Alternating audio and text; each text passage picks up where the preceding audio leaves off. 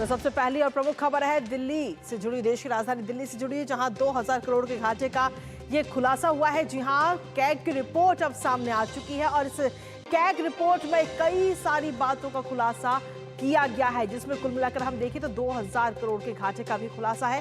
साथ ही किस तरीके से जब नई नीति आई थी, शराब नीति, तो उसमें क्या कुछ घोटाले हुए, उन तमाम चीजों का जिक्र। लेकिन साथ ही जो दूसरी प्रमुख खबर है वो है निवेशक सम्मेलन से जुड़ी हुई। जी हाँ, इस निवेशक सम्मेलन में आखिर ये निवेशक सम्मेलन क्यों अहम है, क्यों इनका आयोजन हर राज्य में किया जा रहा है और इसका सीधे तौर पर हम देखें तो विकसित राष्ट्र पे क्या कुछ असर पड़ेगा, इन तमाम चीजों को लेकर बताएंगे विस्तार से आपको। लेकिन साथ ही जो तीसरी प्रमुख खबर है वो है महाकुंभ से जुड़ी। जी हाँ, महाकुंभ, और कल है महाशिवरात्रि और महाशिवरात्रि के साथ ही महाकुंभ का हो जाएगा समापन। तो ऐसे में आखिरी दिन लाखों की संख्या में श्रद्धालु कल पहुंचेंगे और उसके लिए प्रशासन की तरफ से महाप्लान, महातैयारी भी है। क्या है वो महाप्लान और महातैयारी, बताएंगे विस्तार से आपको। तो रहेगी आज न्यूज पंच के जरिए इन तीनों ही प्रमुख खबरों पर नजर। लेकिन सबसे पहले रुख करेंगे आज की दिल्ली की खबर का। जी हां, दिल्ली में नई सरकार के गठन के बाद पहला विधानसभा का सत्र चल रहा है, जिसका आज दूसरा दिन है और दूसरे दिन में सदन में कैग की रिपोर्ट पेश की गई। ये रिपोर्ट शराब के विनियमन और आपूर्ति पर है। इस रिपोर्ट के सामने आते ही कई सारे खुलासे हुए कि किस तरह से शराब नीति 2021 लाई गई, किसे और कैसे इससे फायदा पहुंचाया गया, किन किन नियमों का उल्लंघन किया गया इसके जरिए, इसके साथ ही कैसे करोड़ों का राजस्व नुकसान हुआ, सब कुछ इस कैग की रिपोर्ट में है। इस रिपोर्ट के सामने आने के बाद अब पूर्व की आम आदमी पार्टी की सरकार चौतरफा घिरी हुई है। तमाम सवाल आप पार्टी पर उठ रहे हैं और इस रिपोर्ट को दिल्ली की मुख्यमंत्री रेखा गुप्ता ने पेश किया और कहा कि ये रिपोर्ट पिछली सरकार के दौरान हुई वित्तीय गड़बड़ियों को उजागर करती है। आज के सत्र को लेकर करेंगे अपने संवाददाता से चर्चा, लेकिन उससे पहले आपको दिखाते हैं कि कैग रिपोर्ट में क्या कुछ खुलासा किया गया है। क्योंकि जब कैग की रिपोर्ट ये सामने आई है तो आखिर इस कैग की रिपोर्ट ने किसकी मुसीबत बढ़ाई है, आइए देखते हैं। तो सीधे तौर पर देखें तो दिल्ली विधानसभा में आज कैग की रिपोर्ट पेश कर दी गई है और इस कैग की रिपोर्ट में सीधे तौर पर शराब नीति को लेकर ये कैग की रिपोर्ट है, जिसमें कई सारे खुलासे हुए हैं। राजस्व का जो नुकसान हुआ है उसका जिक्र इस कैग की रिपोर्ट में किया गया है। दिल्ली की मुख्यमंत्री रेखा गुप्ता है और रेखा गुप्ता की तरफ से सदन में रिपोर्ट रखी गई है पटल पर और इस रिपोर्ट में कई सारा खुलासा हुआ। साथ ही शराब नीति से किस तरह से 2000 करोड़ के घाटे का जो खुलासा हुआ है वो भी इस रिपोर्ट में है। इसके साथ ही एलजी आप सरकार ने रिपोर्ट को रोक कर रखा था, ये बात कही गई है एलजी की तरफ से कि जो सरकार है, पुरानी सरकार, उसने इस रिपोर्ट को रोक रखा था। साथ ही उनका कहना है कि संविधान का खुलेआम उल्लंघन किया गया है, उसका जिक्र भी एलजी ने किया। इसके साथ ही इस रिपोर्ट में कहा गया कि पॉलिसी कमजोर थी, लाइसेंस प्रक्रिया में गड़बड़ी हुई है। तो ये तमाम जो खुलासे हैं वो इस रिपोर्ट के जरिए हो रहे हैं। साथ ही एक्सपर्ट पैनल ने पॉलिसी में बदलाव के लिए ये सुझाव दिए थे, लेकिन उसके बावजूद जब बदलाव हुए तो कई नियमों को ताक पर रखा गया। मनीष सिसोदिया ने जो सुझाव थे उन तमाम सुझावों को नजरअंदाज किया गया और उसके बावजूद भी ये नई नीति लाई गई। इसके साथ ही आखिरकार अब कैग रिपोर्ट जो है वो पेश हो चुकी है और इस कैग रिपोर्ट ने कहीं ना कहीं मुश्किलें इस वक्त आम आदमी पार्टी की बढ़ा दी है। किस तरीके से बढ़ी है ये मुश्किलें वो भी आपको दिखाते हैं। दरअसल शराब नीति में 2000 करोड़ रुपए का ये पूरा घोटाला हुआ है। शराब नीति का जो ये पूरा गड़बड़ झाला है वो इस वक्त आपको समझाने की कोशिश कर रहे हैं। साथ ही नॉन कन्फर्मिंग एरिया में दुकानें ना खोलने से कहीं ना कहीं 941 करोड़ रुपए का खुलासा, रीटेंडरिंग ना करने से 890 करोड़ रुपए का नुकसान हुआ है। किस तरीके से ये 2000 का जो आंकड़ा है ये वो पहुंचा है वो आपको बता दें। इसके अलावा कोविड के विवर से कहीं ना कहीं 144 करोड़ रुपए का नुकसान हुआ है। जब कोरोना आया था तो उस दौरान सिक्योरिटी डिपॉजिट का सही कलेक्शन नहीं किया गया, जिसकी वजह से 27 करोड़ रुपए का राजस्व का नुकसान हुआ है, घाटा हुआ है। आप सरकार ने एक्सपर्ट कमेटी की सलाह में मनमाने बदलाव किए गए, क्योंकि जो एक्सपर्ट्स की तरफ से जो सलाह दी गई वो नहीं माने गए, उनको नजरअंदाज कर दिया गया।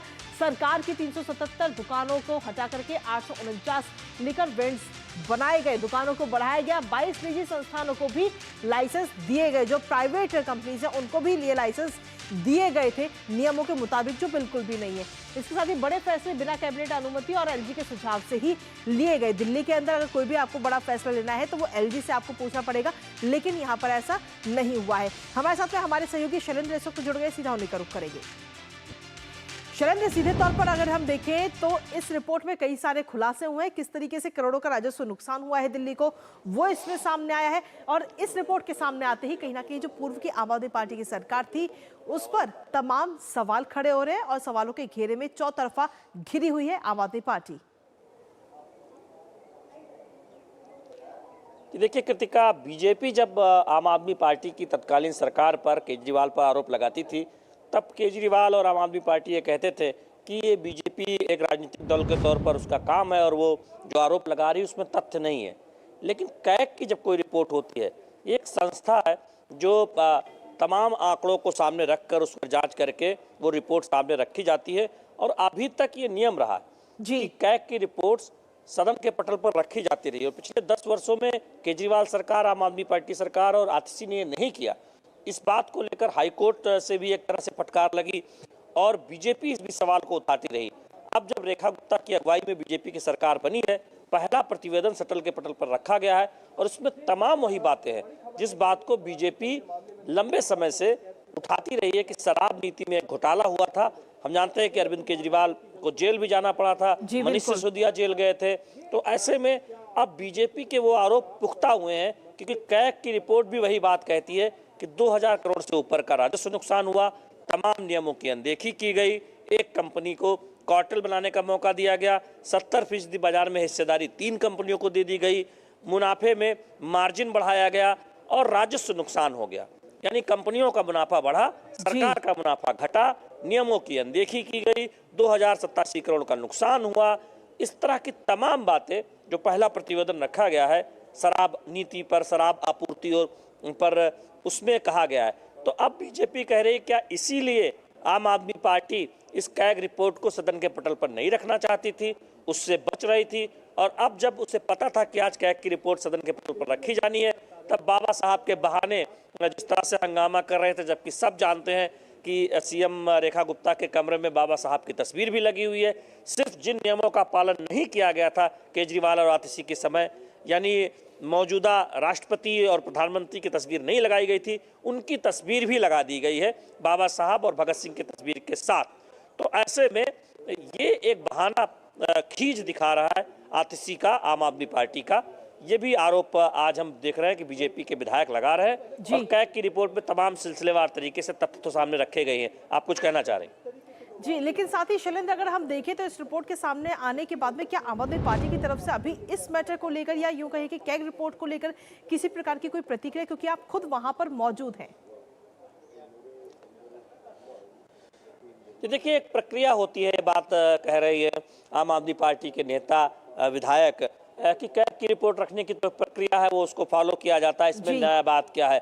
अब बीजेपी ये कह रही है कि जब इसमें नई बात कुछ नहीं है, प्रक्रिया ही होती है, तो इसी प्रक्रिया का पालन आम आदमी पार्टी की सरकार ने क्यों नहीं किया, या यूं कहें सरकारों ने क्यों नहीं किया पिछले 10 सालों में, चाहे वो केजरीवाल की अगुवाई में सरकार रही हो या फिर आतिशी की अगुवाई में। तो ये सवाल अब बीजेपी पूछ रही है, सत्ता पक्ष पूछ रहा है। और इसीलिए आज सदन के पटल पर जब ये रिपोर्ट रखी गई, उसके बाद जब धन्यवाद प्रस्ताव पर, उपराज्यपाल के धन्यवाद अभिभाषण पर धन्यवाद प्रस्ताव पर चर्चा शुरू हुई, तब कई सदस्यों ने कहा कि आमतौर पर जो रिपोर्ट है उस पर पीएससी विचार करती है, लेकिन ये सामान्य बात नहीं है। जब इतने वर्षों तक रिपोर्ट रखी नहीं गई तो अलग से सदन में अगर चर्चा हो तो बेहतर होगा। तो यानी कैग रिपोर्ट पर ही चर्चा की मांग सदन में की गई है तमाम बीजेपी सदस्यों के द्वारा, क्योंकि ये सामान्य तरह से देखें तो घटनाक्रम नहीं है। वर्षों तक इस रिपोर्ट को दबाने की कोशिश की गई है आम आदमी पार्टी की तत्कालीन सरकारों द्वारा। चलिए, बहुत बहुत शुक्रिया शैलेंद्र, तमाम जानकारी और अपडेट्स हमारे साथ साझा करने के लिए। और इसी बीच